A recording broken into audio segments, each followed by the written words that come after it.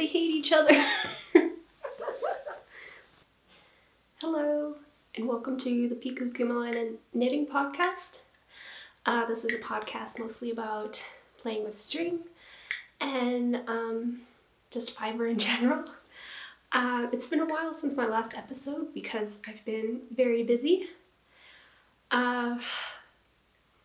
So I don't really know where to start, but I used to live in Nashville for a short amount of time, and that's when I actually started this podcast, just because I was feeling really I was feeling really overwhelmed, and I just wanted a creative outlet, and knitting is my creative outlet, so I thought it'd be pretty fun to, share that with the rest of the community. And but I still wasn't that happy in Nashville, so I moved back home to Montana, and I got the job of my dreams. So I'm doing pretty well now. If you're unfamiliar with the distance between Nashville and Montana, it's about a little under 2,000 miles, so I was driving back home for a lot of different things, and that's a lot of driving. So I've just been traveling a lot, and I finally got a place in a small town where I live now. We live right in the mountains, which is a lot of fun, and I look forward to going skiing and playing in the snow again, but we finally found a place, which was a little difficult, but we're settled now, and now I'm just trying to find furniture. Right now all we have is an ottoman, but now I feel like I can finally sit down and record and just have the mental capacity to, edit a video, put down the show notes.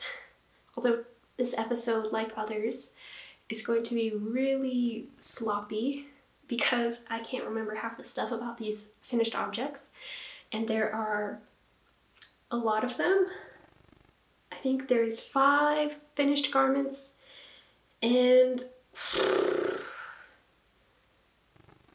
maybe 4 other things that I've been wanting to talk about, so I guess I'll just see how long this goes on, and if I have time to talk about my works in progress, I guess I will. So the first thing I wanted to share today was actually my outfit, because I'm wearing a finished object, or partially finished object, because I still have to fix the sleeves. I don't know if you can see this, but they look very strange, and that's because I knit the sleeves too long and I sewed it in, but I'm going to rip back and just start the ribbing somewhere. But since I started from this edge and worked my way up, it's going to be a little tricky picking up those stitches again, just because I can't, unravel the yarn that easily. But this is my outfit. The shirt is thrifted, so are the pants and the shoes. And I'm wearing all handmade jewelry and this beautiful cardigan that I just finished knitting. And it's been really nice because we have had a couple of freezes up in Montana recently, and it's been nice just to wear a nice oversized cozy garment that you can really snuggle up in. This is my Laurel Cardigan by Amy Christoffers. And if you're familiar with the pattern, you'll know that I have made some modifications. So as you can see here, I'm using moss stitch, and in the pattern it calls for moss stitch all over the garment. So this upper half that you see is just stockinette stitch. It should be moss stitch as well. And the pattern doesn't come with pockets. I had a lot of extra yarn, so I added pockets because I wasn't quite sure how my gauge would work out with the pattern, because I did make some modifications with the weight of yarn I used. And I also added some ribbing along the bottom and along the edge, and I think it gives it a much more finished look. because in the other pattern, you just use a 3-needle bind off for the neckband. And I have actually knit this cardigan before and followed the pattern to a T. I actually had to cut it a little bit short because I was using recycled fiber that I had gotten from a thrifted sweater. And I just didn't have enough to finish the actual length that the pattern called for, but I wanted to reknit it in a really warm color, and I used Knit Picks Wool of the Andes Tweed and Holst Garn, super soft, held together. So this is what they look like. And this is a worsted weight, and this is like a, I would say sock weight, maybe a little bit thinner. It is quite thin. And so I just held these double, and it gave it the fabric a really lovely heathered, tweedy look. And so this pattern is a free pattern on Ravelry, so that's always a plus. And I really love the construction of this cardigan because you start from one end of the sleeve and work your way up and knit the body all the way down to the cable. And then you do it with the other side. And then you join them together using a 3-needle bind off, and it creates this lovely little seam down the back. And then you pick up the stitches from there and knit down. And I am really bad at knitting sleeves. I tend to think that once I've knit the body of a garment, I'm finished and I never touch it again. So this was a really good project to hold me responsible. And I actually finished this cardigan in a pretty good amount of time, so I would recommend it to anybody that just hates knitting sleeves because it makes you knit them first. Okay, so that's my Laurel cardigan. I still have to add ribbing on the sleeves, but it's basically finished. The next thing I want to talk about is the Camilla Sweater by Camilla Deco on Instagram. And this was actually a test knit pattern for her a while back, and I was so excited once I saw this tree motif I had to, you know, apply. And I was pretty busy at that time, but I managed to finish it on time, but my photos got out a little bit late, so I feel bad about that. But this is an amazing pattern, and if maybe this tree motif isn't your thing, I really love the construction of the sweater and how it fits on my body. It's got fitted sleeves, and it's just a really, really lovely boxy fit. And this has been really cozy just to wear with a tank top underneath. It's kept me very warm. And I have only good things to say about the pattern. When I test knit the pattern, I did not have any issues with it whatsoever. It was beautifully written, and I tend to get really confused, usually around the part of patterns where the sleeve, you know, gets started. So this was a sweater knit out of Rowan felted tweed, and I don't know if you can see this, but it's got a really subtle blue speckle to it. And I'm usually not one for wearing cool colors, if you can't tell. But this is the kind of blue I could definitely wear and feel comfortable in. The gauge is not too loose and not too tight, so it makes for a really flowy, lightweight fabric. Which I definitely am lacking in my wardrobe, so I've got to knit more of that. It uses DK weight yarn, and this was really fun to knit. Not much else to say about it. It's been so long since I knit this sweater, I forgot a lot of the information. So yeah, I'll probably insert some photos of me wearing it, show you how I style it. But a really fun knit. I would recommend this to anyone and everyone. The next finished object I have to show is my chunky Magnolia Sweater. And I knit this out of lamb's pride wool. It was just some old wool sitting around in my stash that I had to use up, and I ended up having the perfect amount. I believe this guy ate up, I believe he ate up 4 skeins, because that's the amount I have. And I have just a really, really small amount left. So I think I'm actually going to tear out the sleeves and knit up the rest of that yarn and just make the sleeves a teeny bit longer. Just because I don't like the length they're at right now.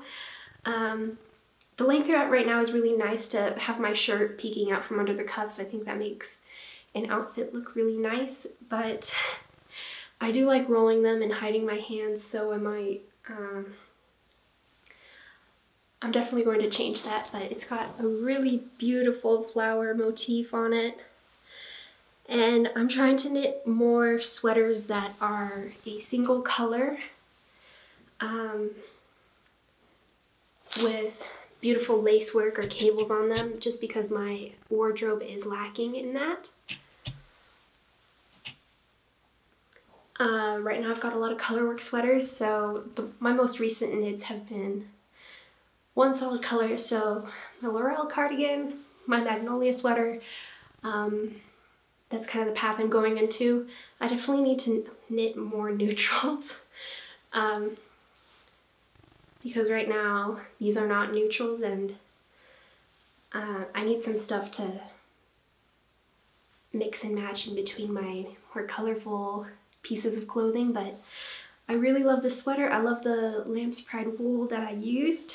It is a single ply wool and it is bulky weight. The pattern calls for 1x1 twisted rib, and I think that's perfect for this sweater because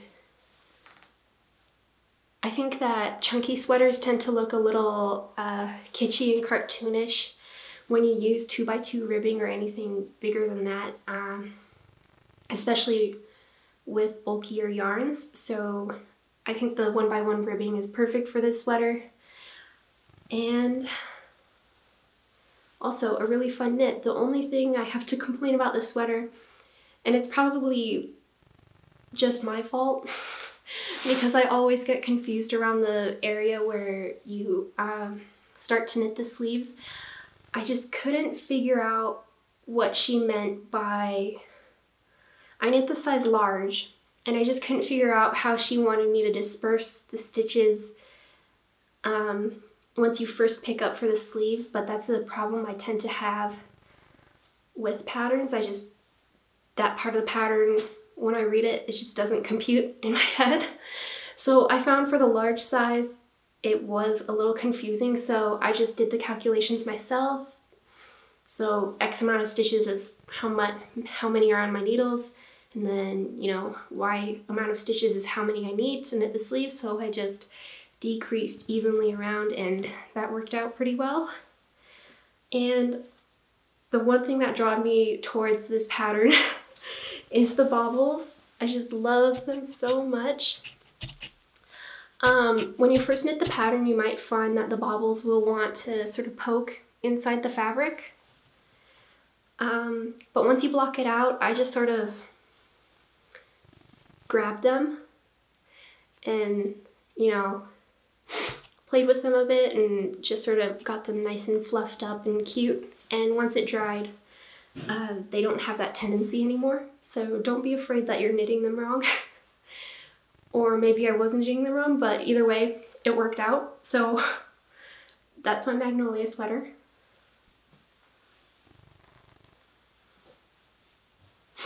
Sorry if I'm going through these really fast. It's just I have a lot to show. It's been a really long time since I knit these, so I don't have all the information up there still, and I don't have notes on them. The next thing I have to show you is my Alyeska Sweater by Caitlin Hunter. And I knit this a really long time ago, or a couple months ago. And so I mainly wanted to knit this because Akara Yarns had gifted me this lovely skein of her gingerbread colorway in a single ply base. And I knew that I wanted a brilliant, vibrant orange for my sweater. And I remember mentioning it, I think in a previous episode or on my Instagram, and she so kindly gifted me a skein. And I mean, she's been my favorite place to get indie dyed yarn ever since. I love her colorways, but I finally knit it up and I wanted to stick with the orange kind of theme to show off this yarn. I wanted to use up as much of it in this pattern as I could, and it's just the most perfect, vibrant shade of orange. Now, there's a lot going on in the sweater. If you cannot tell already, I did not follow the gauge recommended in the pattern. So I believe in the pattern you use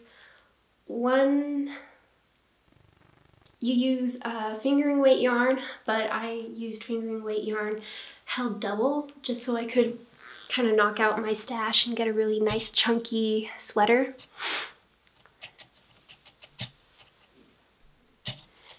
And it made for a really lovely fabric. Around here it does get kind of lumpy, which is my fault. I probably should have gone a needle size down, but oh well. And yeah, so I'm trying to remember what yarn I used. I believe that this is Stranded Colorworks held together with a skein of yarn I got from the Polka Dot Sheep Shop when I visited Glacier last year. This is just some leftover yarn from my Alyeska Sweater. And then of course Akara yarns. And I believe this is Once Upon a Corgi. Can't remember what the colorway was called. And then just some scrap yarn I had laying around that I had to use up. And again, the gingerbread colorway held together with some Holst garn, and I used Holst garn just to bind off and kind of add a finished touch to this marl here because I think it's pretty busy. I'm really hot. And I really love this sweater because when I put it on, it makes me look like this big huge bumblebee, which I'm okay with since my new job now is being an apprentice beekeeper. And so we take care of just the, you know, classic honeybees, but I always get really excited when I see a wild bee buzzing around and might be pulling off the honey, and you know, they'll be curious and stealing some honey that maybe drips off of the frames. And I always love spotting them, so I love that this sweater just makes me feel like a big bee. And I have one wild end that I still have to weave in. I was wearing this sweater for a really long time and I have no idea where that end came from, but it just it made itself known. So I'm gonna have to fix that. But I guess I should show you my floats because I always like seeing people's floats. The way this sweater fits is it's really boxy and almost poncho-y because the yoke goes down nearly to my elbow. So it's kind of nice because I get to tuck in my arms if I'm cold. But yeah, here are my floats. I love seeing floats on sweaters. I think I did a pretty good job, except for around here where I was doing 3-strand color work.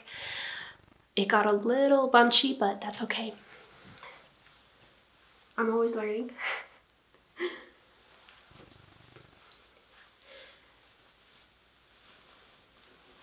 So yes, Alyeska by Caitlin Hunter. Used a lot of scrap yarn and yarn from friends, and I love it. The last sweater I have to show is a bit more of a blousey sweater, and I can't remember, I might have showed this in my first or second podcast episode. Not that I really have that many, but it was from a very long time ago. And I finally finished it, although I think I might add some extra embroidery on it. And that is my Swag, again by Caitlin Hunter. I'm really happy I finally finished this. It was getting to be quite an ordeal. Just knitting with this black yarn and embroidering the moon phases on it. So I believe I still have the photos of the moon phase charts somewhere that you can apply to your own sweater pattern. And basically you can fit the entire chart in 300 stitches. So you can give or take stitches in between the moon phases to make that fit a sweater that you are knitting, as long as there's at least 300 stitches going around your shoulders. But I just knew, seeing this lace panel, I wanted something a little different other than those lines. But yeah, here it is.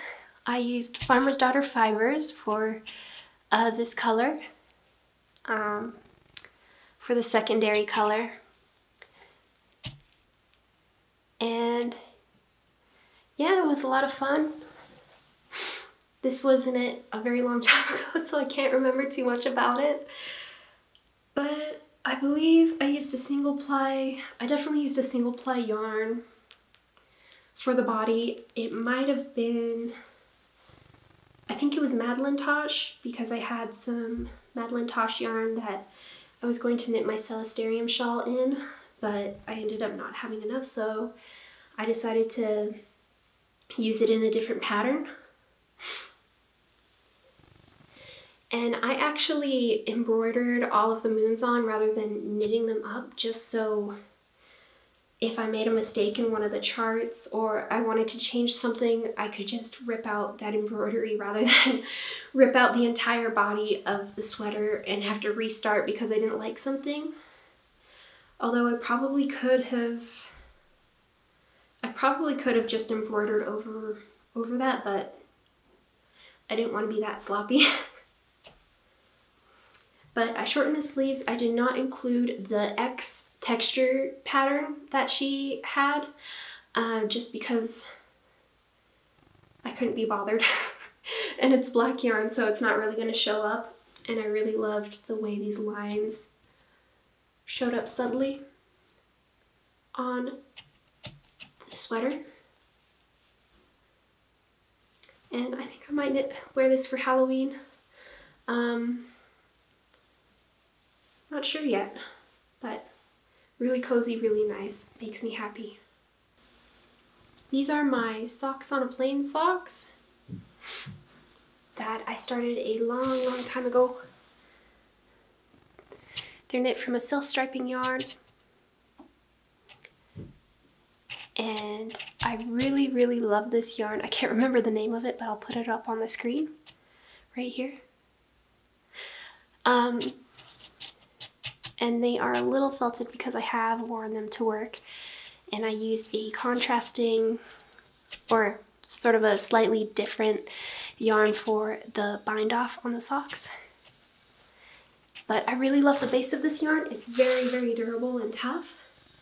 Although I wouldn't want to wear these to work too often, I definitely don't feel like I would ruin them doing so. And my cat Grendel, he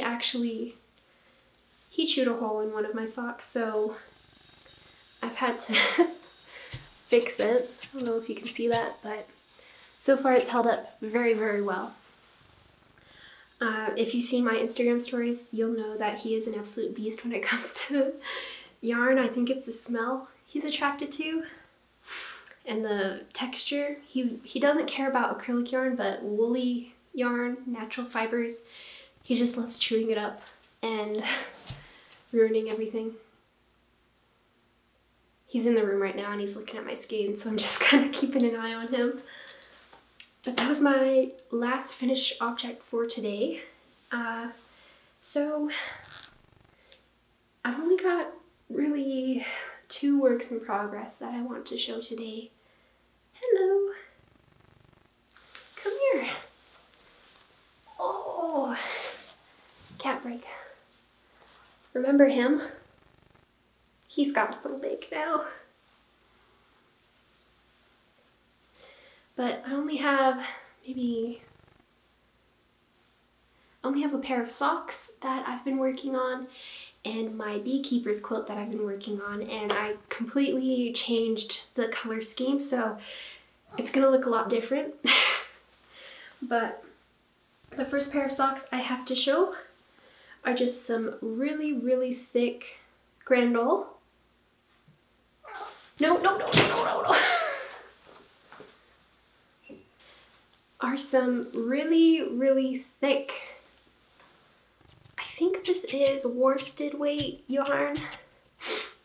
I wanted to knit some really fast, thick socks because the mornings are getting really cold, and at work I'm outside stomping around in the snow and your feet get cold really, really fast. So I wanted something thick and cozy to help insulate my feet from the snow and ice.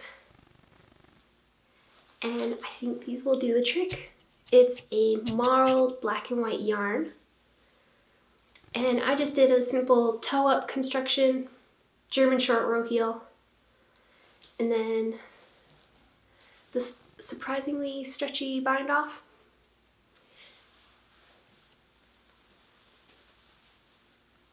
I used this yarn, and I think I'll have enough for 2 pairs. I purchased 2 of these skeins at House of Yarn in Nashville before I left. And so far I've only used up 1 skein, and I've almost got my 2nd sock finished, or very nearly. So far I've knit the heel on it, and I think I'll have enough for 2 pairs if I use a different color for heels, toes, and cuffs on the next pair I knit. But this is, Yarbo Garn Raggy Sock. And as you can tell, I'm really bad at pronouncing things, but it's really nice, surprisingly not scratchy sock yarn. Because just looking at this, I would think it's scratchy. It's got a really nice halo to it, but I could hold this up against my neck and not really be bothered.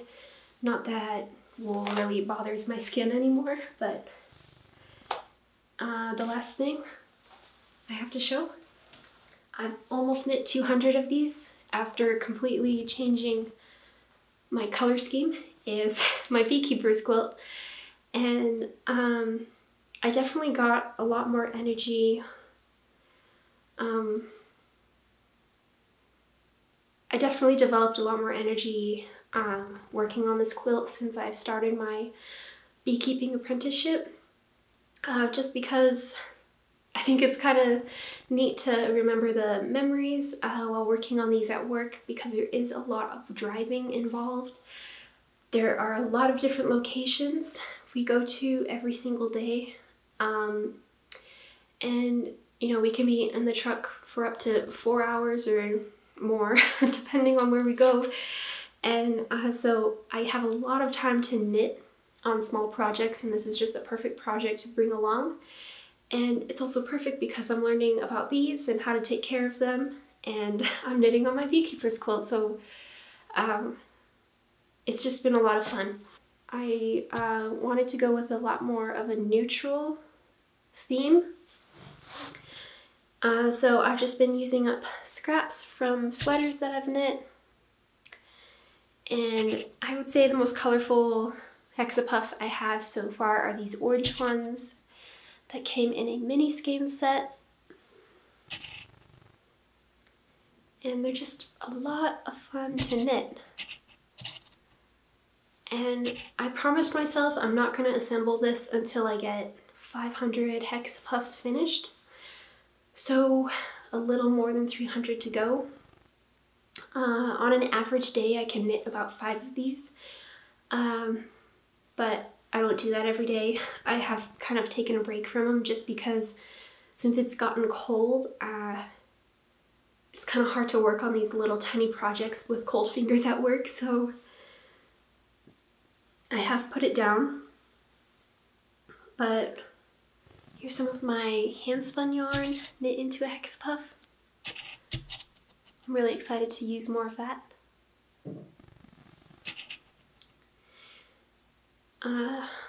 Some of Farmer's Daughter fibers. Can't remember the colorway. That's okay. I believe this is Wool and Boon in the Buffy colorway, I think. Oh, some more of my hand spun.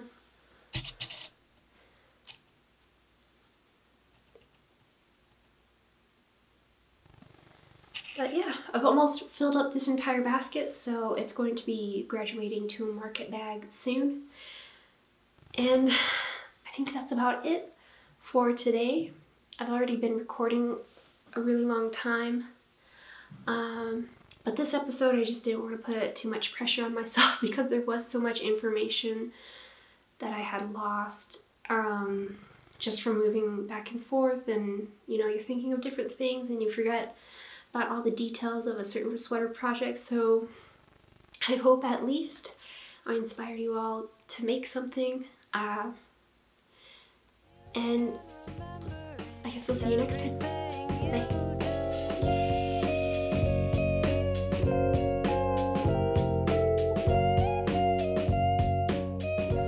How do I stop recording it? Tell me.